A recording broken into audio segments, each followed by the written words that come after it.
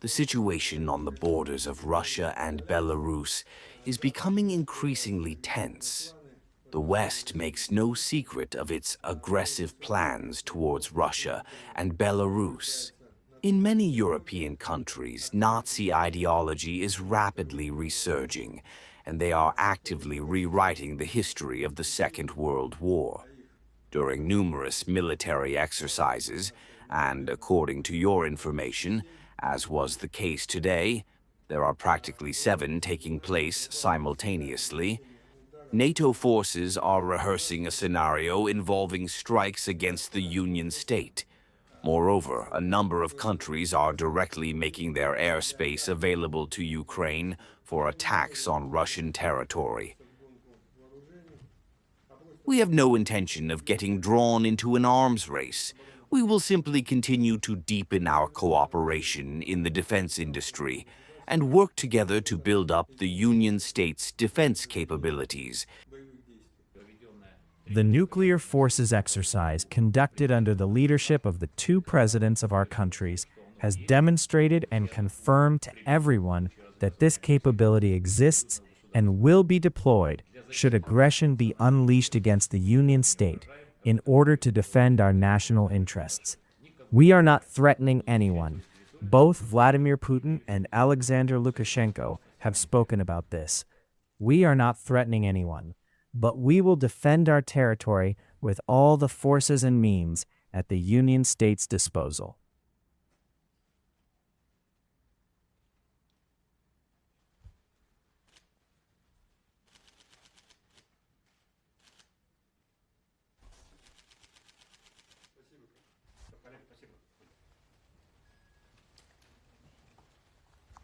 The current geopolitical situation remains unstable.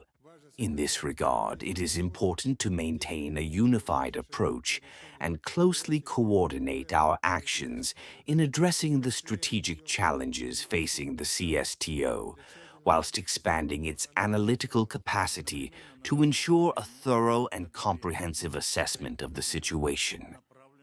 At the same time, draft documents aimed at supporting the organization's operations in the near future are being submitted for your consideration and approval.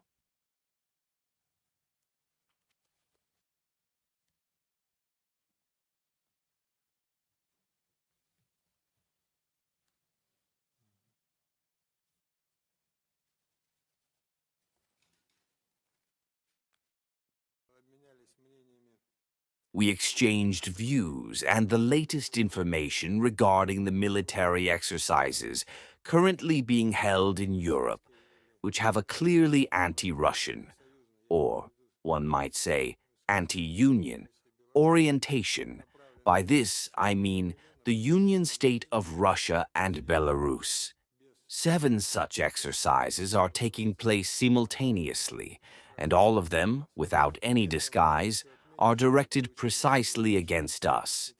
I would also like to note that the exercises which took place not so long ago, the Russian-Belarusian exercises, were exclusively defensive in nature and did not extend beyond the borders of the Union state. As for the use, including the practice of using, of the modern weapons currently possessed by our allies Belarus and Russia, we did not go beyond the borders of Belarus and Russia. I would not call it a diplomatic move. They simply aren't taking part in any of this, but each time under some far-fetched pretext. This isn't the first meeting that Armenia has failed to attend, yet it remains a member of the organization. I could give a long answer, or I could keep it short. I think I'll keep it short. You're probably familiar with that well-known verse by Guberman. You can't sit in the same seat on different trains. So, one way or another, you have to choose the train that suits you, that suits your country, that suits your people. So many technologies have emerged that it is almost impossible to conduct military operations without them. Here, unfortunately, I must cite the example of the deaths of the children in Starobelsk on May 22nd. If anyone claims this was an accident, such accidents simply cannot happen in modern warfare. Even during the Great Patriotic War, a shell never hit the same crater twice. Here, there were several strikes on the same spot. Well, if you are even slightly familiar with all this, you understand perfectly well that weapons with such a range and such accuracy cannot operate without satellite support. Consequently, there was reconnaissance, there was guidance, there was the input of coordinates.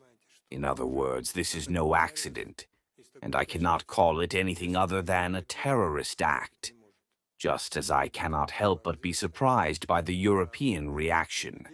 In fact, not a single European country, a member of the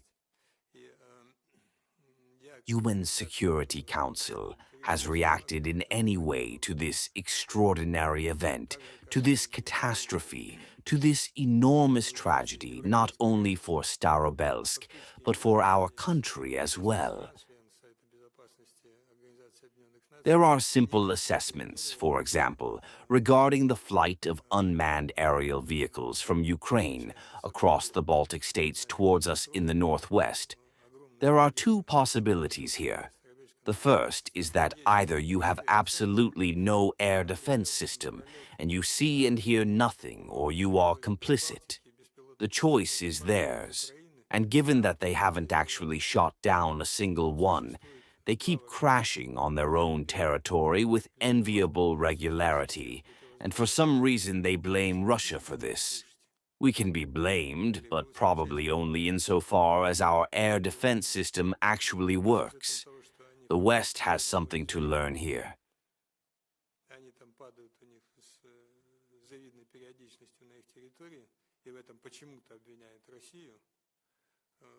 У нас можно обвинить, наверное, только в той части, что у нас система противовоздушной обороны работает, и тут есть чему учиться у Запада.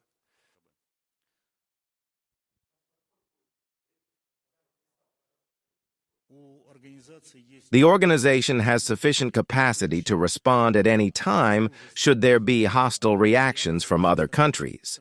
However, in accordance with our founding documents, the Collective Security Treaty Organization's priority is, of course, to resolve the situation through political and diplomatic means.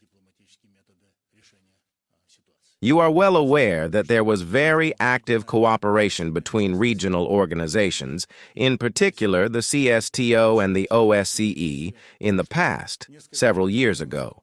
It was not our side that put these relations on hold.